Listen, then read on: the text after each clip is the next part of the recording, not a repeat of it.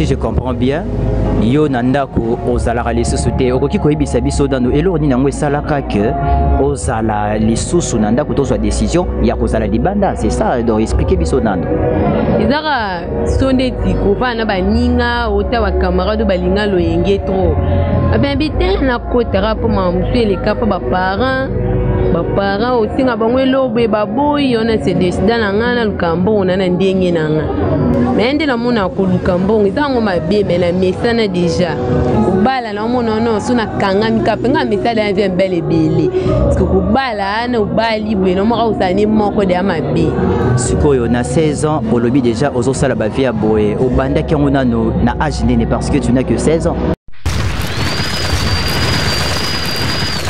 Nana efie asungaka bademini Nana efie sungaka kolemba te kotika Nana efie motema malamu bosabone trona bosabone troe na planète Nana efie bosabone troe na planète Nana efie bosabone troe. Bonjour, bonsoir, chers internautes. Cela dépend à l'heure où vous êtes en train de nous suivre. Et tout ça, c'est grâce à Planète Nana et TV. Oyo nako conseille bino vraiment, beau s'abonner massivement parce que Planète Nana et Wane Makambo. Enfin, tous les sousouana liboso nabino na 3e épisode il y a émission Nabiso Tour de contrôle international. Donc tout ça, c'est toujours grâce à Maman Nana et Fille.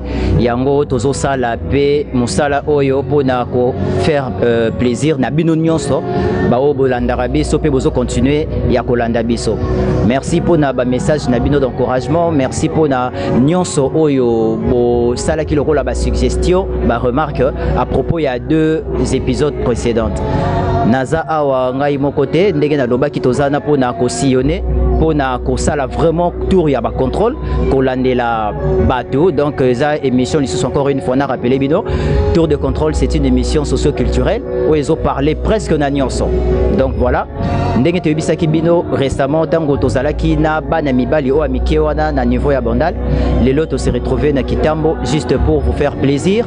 Tozali lelo na ndeko na biso ya mwasi et ça vraiment histoire moko vraiment tellement vrai pour yemoko azawada akoloba à propos na ye toyokaye tokoyeba nini akoloba. Donc azape moi dans bino bomo na kaka.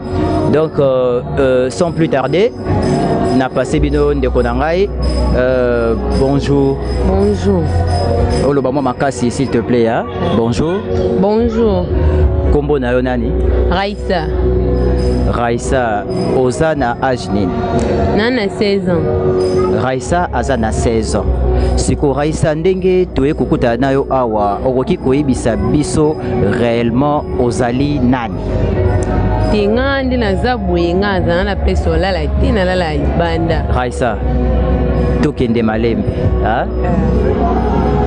Ozali nani Raissa babota ye donc Fabio Lobela biso dano oza quantième consort nga pa maman na mwana liposo mais na mwana na kovana ndako ba parents ovanda bikukanga kanga tara kilelo tolinga ba vimo bwe bandenge mo bira oyebi ba via ba palana comment mona ba père tata ndi na préférant na onza libanda loba libanda on peut revendre puis na ba condition moi bo vandi bo so ba soda ba ye singa bo pesa bo sa bo kana bandenge mo be ye biso boy Raissa, donc si je comprends bien yo nandako ozala lisusu te okoki koyebisa biso dano eloko nini yango esalaka ke ozala lisusu nandako tozwa décision ya kozala libanda, c'est ça, donc expliquer biso nando ezaka sonde tiko vana baninga ota wa camarade balinga loyenge trop ben biten na kotara po mamusu les kapa ba parents aussi nga bango lobe baboyi on se décida na ngana lukambo na ndenge nanga mais ndela mona ko lukambo izango mabe mais la mesana déjà siko olukaka mbongo ndenge nini na ndenge na wana osalaka quelque part bafutaka yo chaque fin du mois Raissa otekaka eloko biloko to ndenge nini osalaka na ndenge nini po luka mbongo netika tizaka ki opesi makambo alozwi Raissa makambo nini yango opesi ozwi nazo comprendre ote côté wana opesi makambo ale ozwi po boye una moi makasi mutu roza vai na opema menga te opema ezala te so mega na posa na luka mbongo na nga na ada lelo na nga pesa nga mbongo so na moni ere koki na yebeli pona bida ere cop DG zali que moyena zwana na négligence ezate po yom te so melanga bilamba mafuta lipapa pona na choix te fo mina saka bon siko Raissa yebisa biso nano etomba esalaka na ndenge nini ntango msusu ndongo lobi opesa eloko soko ozwa eloko je comprends bon terme wana yo moko mto yebi yango sikoyo na ntango okendaka kosala bamisala ndenge olobi wana ere moko obimaka ere mosusu na bacombien je sais pas ndeti na bandina na batongo ere mono rosa ta 2 heures du temps na pemi nokokoma peta na ba 30 000 Pourquoi ma 30 000 wala pour moi 30 000 na peso dina zananga be moi na garder lobi susu na kina sali na garder mais batana nga livre ya mtupe kola la libande koma na obligé zara na zongi na tongo na ghetto to vandara to na zongi na tongo po tinde to vanda bongo izala ndine to sangisa ba mbongo pale kebe na motiver moi mbongo na so izala robi maka mbongo ye na ngo motiver so ekoki na ebeli siko soki lelo l'état ndenge azwaka ba décision na ye et que lelo ba obligé bana nyonso to batu nyonso oyo bazalaka par exemple libanda bazonga na bandako yo sikoyo décision na yo to réaction na yo kozala ndenge nini soko yo kike babi batu nyonso bana nyonso bazonga na bandako quoi pona ngande dana mesane na mona mwa passe mais soki yo boko zonga babanda kokanga yo ni pona libanda ndeka bakanga na couvre feu osko ba bisko kedo batu nyonso bazalaka libanda wana ba mesana butu wana baboyi bango donc il faut bakanga ba bazonga bandako en fait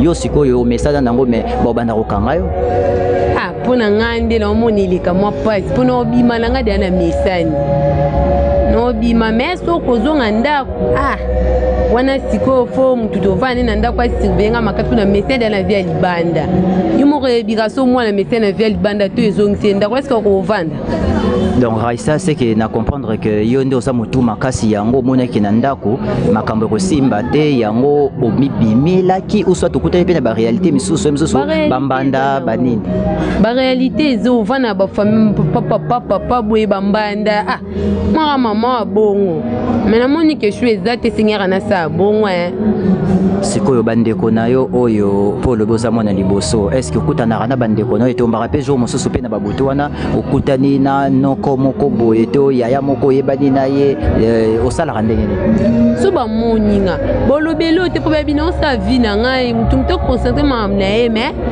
moko mwaka mwa lisolo ebete te mwana na utaza mwana leki na ngai Oma ngapi moi pe na komani zate po no sama na ngai to nazala kuna bando pesa ngambongo te mam nyonso ngamona to na jui décision nga okimanda ko ezake po na supporter nyonso siko lelo nini neti ndongo zawana soki bayebisi pa bandeko ba obi don tozolinga ozonga na ndako lingi to salela nini po ozonga na ndako ba posa na weko zala nini to réaction na zala nini soki ba sengi ozonga na ndako me ba obi to salela nini po ozonga na ndako tika makambo ozo sala oyo parce que ozana no mwana moke tu n'as que 16 ans donc pratiquement aux mineurs. Hein? Ce qui va lobby cause baya kozwa yo pozonga na ndako. Réaction de kozala ndengeni. Kozonga na ndako mais za moi un peu face. Undi na mesani boye na mona ndako ba perte atende na mesede ya libanda. Na mona ndako ba perte atende za moi face. C'est koye bisanga ipozo ko la tokomi déjà moi si mais okotikala ka kobala te na vie na yo. Kobala ndesiko non ça no ba vie zo sala ba vie donc mais libala pe mse ko fandi zo ko taper na moi mutu moko boye pas sepeli na lobi kobala ndi non ça no ba vie nani kobala na mo non suna kanga mikape nga misala ya vie belle belle parce que kobala na obali boye no mo usani moko de amabe sikoyo na 16 ans au lobby déjà ozo sala ba vie boye obanda ki ngona no na âge nene parce que tu n'as que 16 ans sikoyo obanda ki kobima libanda ngona baninga ti ozo influence wana ti okima ba mabe ba parents bazo sala to bandeko obanda on a âge nini to yo 16 ans sikoyo obanda ki na ndeni na âge 12 ans na 12 ans na 12 ans Pour 12 ans déjà, ton da eza omo na baninga boya. Oh, ngana no va ba camarade ba mi kete mikolo. Parce que ton on va na ba moi il y a beti li solo. Funga kufuna sa beto bimena mbali beto ngape no yo kai. Parce que ngape ton no yo kabona moni gete ngape funa sa ni na mika. Ko meka na tope ba réalité ra ba palera yo mo e bien. Oui, et là pesa la gina tika. Okoki na ebi ke okoki ko zala vraiment na chiffre te. Est-ce que okoki ko e bata moi ba nombre tout moi quelques moi chiffre moi muke kaka ya banda ou bandi ko sala musala na yo combien de bali déjà oyebi oyo er mosusu oneli. Ah basé belé mais ndina zabe ba ko ma da ba 30. O ko ma ba 30 ko basé belé tara musa butu eto kipate. C'est celle qui a général en bon mambo contana d'abord 30. Écoute un peu que moi ba soda to ba bureau de moto ba kangi au salaire ni. Ba soda pe ba yara mais il ka soit yo tinga pe rafuna liara job jusqu'au sani. O tiele ga maman comme ko kabole bon atane fils que po ba sani ba tika. C'est vrai ça. Vérité. Na 16 ans. Na 16 ans vérité pour ba soda tinde ba yara bon batala âge te. Pourtant ba ota déjà na âge na yo comme ça de makambo est-ce que ba âge te zakara yo libérer atane fils ka kei. Sikoyo au procédé rendez-ni parce que oyebi que malade est allé. Oza no mona mo qu'est-ce que oyebi que il faut que se protéger. Tango sko mbeba to ko ya. Est-ce que au salaire on se protéger ka? Unayibi bango tinde bayara boto za dela banina bitoto salela so amoni bango baye etaki ezaka ki epesa makambo sa ni opesi. Donc l'homme sunenga na loba wada soki nazongeli kaka question na posa ko liboso mutu do libala to ni mingi na longo na makomba libala posa na mo amuke hein soki na famille to mutu moko ndinga kozotala biso boye alobi na sepeli na mwana na raisa na posa na aider mais il faut zonga ndako ba condition na yo ikoki kozala nini po ozala à l'aise tango ozonga na ndako ba condition ekozala nini? Condition nanga eki ozala ke ou bien akopesa nga mbongo ezala ebele nasala bafaire nanga po boye so azongisinenga ndako na okokante mpona mesada na via mbongo. Mais na age no samona muke bafaire nini yango osala vraiment neti na biso na mbongo ebele opesa bafaire kaka potano da na lula da ba ambiance trop na mesana babutu na kovana na ndako te.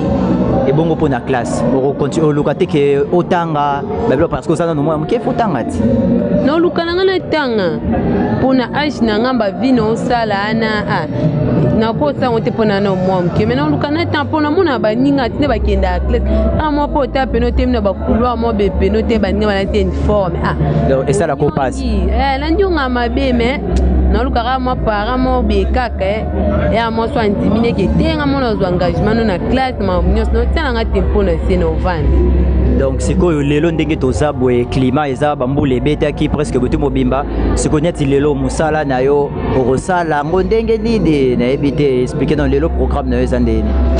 Alors programme na pena de climat za ngo boye mona runde ba climat be ku bien ko climat boye ba monter auto tiara na eza kutuyeli ale okute mata potaka lo malili malile makai ba monter mata siko bato oyo moko boso ba client wana ezapeka ba jeune le rôle ba biso boye père moko ka ba jeune le roi ba bino ba jeune le roi ba bino na ba papa ndeti ba papa mo ba 60 ba 50 ko tara ba vitesse à 4 jours et 5 arabo que non ça non doaka ba jeune pena ba 20 ana puna ba kwea te puna mona ba mike 30 ans. Donc supposons ce qui n'est ngai boye moto mo neti rwanga boye et que na mona kiyo na au moment où ça la musala na wana ce qui me souvenait quoi aborder yo au solisanga neti ndeni ko solisa ta na solisa na ngayo mais ba niveau nga comment osbila na rozwa na ngayo na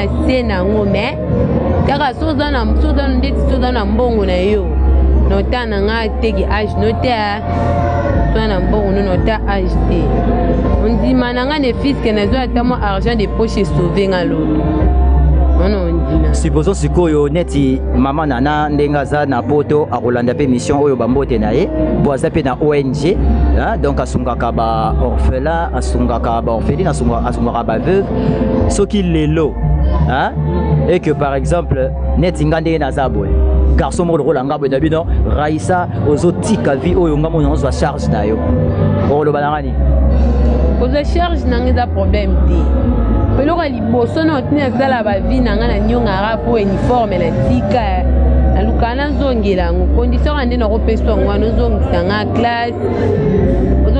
classe po ba vie mutu ezala tokenda na ngoti suka te po toyebite po okokuta pe na mutu moboye ka po lokwa tutu abata buto okuta na mutu mobe ayebisi yo te na moni mwana o me po ngakutana na bato bongo omona tali atena mwana makambo osala akosango te faza da na classe mais otali kaki tia bando luka tuna ba age me kopese ba age ana abando tunanga ba histoire nanga tinde banda po nanga pena kwa nango betelo donc ça la repasse et ça nanga passe pona otela uniforme na age nanga na bongine na te uniforme mais c'est pour renseigner tout nos questions moro est-ce avant kende musala na yo o melaka mo babilo romo be wana na melaka po yo mtepesa bitu esprit meli nanga babilo tu ba nini wana tu esengaka ya makasi na meli po donc na koma kuna esprit DG Koti. Ok, chers internautes, en tout cas merci lisusu encore une fois ndenge bozalaki na biso mais tokoya lisusu pona kolakisa bino lisusu ba réalité oyo ça peut se passer awa na ville ya Kinshasa si Dieu le veut tant ba moyen ko pesa malisusu to kolakisa biso partout na mokili mobimba ba réalité et ça la maka mais maman na ngai lilobano ya suka ezali liloba nanga suka ezaki ndeti façon na mone lio la moina nga na suka toko kutana to solole okutana sola na biso o sola na ngai non ce que monsieur Sili to sola na biso bien aux to sola taki masola katika yo moyebi dara petit na waso esora na bandenge watara ba climat lelo to so ba tebelete yango esenga na swana yo po tomte chance no pe na kokuta pe dana moko de apa na yo tina no compter ba wana moi de yo de motiver na bambongo bon d'accord problème ezate bon je crois le basuka yango wana en tout cas merci beaucoup ndenge ondimaki ko yamba biso mais to kozonga lisusu kazu to sana posa na yo to roya Raissa en tout cas c'est peli merci chers internautes ndenge bolandi biso du début jusqu'à la fin bino moko bo comprendre que to zala kina Raissa inutile ya koloba soki azanani bino moko bo comprendre déjà soki azanani parce que ba sini ka randem tezola kisa et s'il était Royal et Soso, l'épisode Moussoso est qui troisième épisode Nabiso il y a tour de contrôle international. Là je profite pour saluer notre caméraman Rodrigue. Il y a une petite danse qui était au cadrage au Union sur Bomonezaye. Je salue Bénédicte Ilonga. Wana ko to kombo ana e bunga kati wana mwasi mbiji mwasi ya système. Nabosa ni pété ko saluer notre cordon la poule Gamwanza et puis ngamo super mec donc esclave Nabino. On continuera toujours à faire de recherches juste pour vous faire plaisir. En tout cas merci Nana et fille, maman Nabiso, pour Nagnon Ozo Sala, en tout cas que Dieu vous bénisse. Donc voilà, nous avons profité de ce pour nous remercier Tracy Osefe, na Molongani na Zazika Songo na Belgique. Donc et puis donc Sarah. Mais émission ici déjà émission ici mais ngano ko to kutana ba ndenge mo bika deti ngano penelo na butu pena Zela, tout sur la cima, on a des annoncés émissions. Donc voilà, chers internautes, comprenez, Eza, la réalité. Donc merci beaucoup. On se revoit dans le prochain épisode. Comprenez, t'as encore le bâté. Bye. Nana fille, asungaka bademini. Nana fille, sungaka kolimba tekotika. Nana fille, motema malamu bosabone trop na